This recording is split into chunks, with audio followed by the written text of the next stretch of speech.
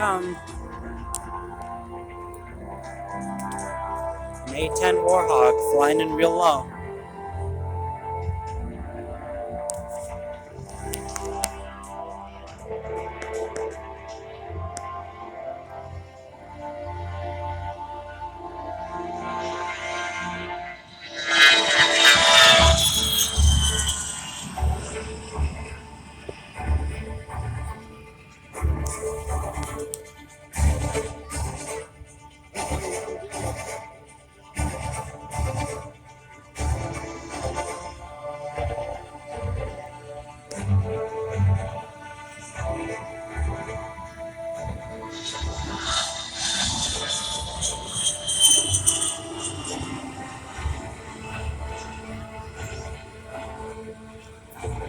On board, the A10 can carry up to 16,000 pounds of air-to-air and air-to-ground weapons, including JDAMs, Maverick missiles, unmanned and laser-guided bombs, cluster bombs, rockets, and even AIM-9 air-to-air missiles. One A10 was even accredited with an air-to-air kill in 1991 when it destroyed an Iraqi utility helicopter with its cannon.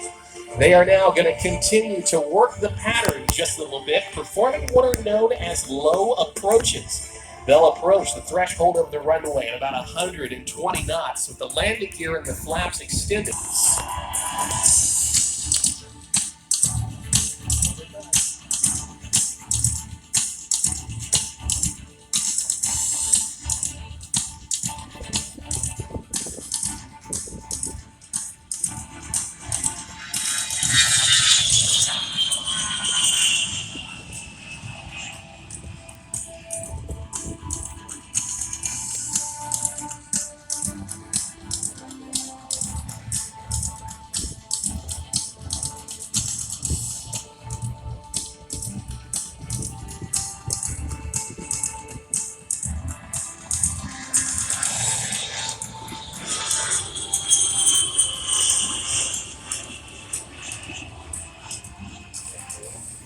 The A10s that you see today are the upgraded C models, the most modern variation of the Thunderbolt II platform.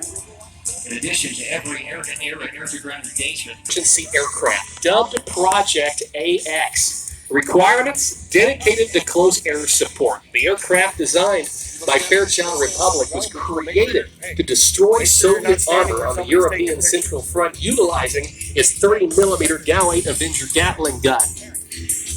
You will notice, as our A10s continue to beat up the pattern, the two large twin engines mount on either side of the fuselage. This helps minimize the effect of ground fire and foreign object damage by debris when operating from remote or austere airfields.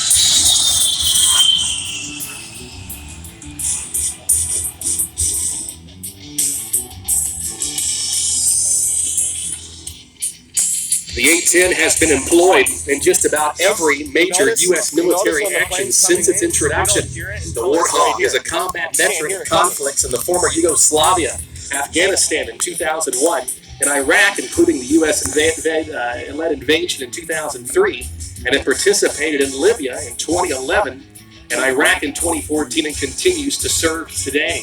The Thunderbolt II, named after the Republic, P-47 Thunderbolt, the famous ground attacker of World War II.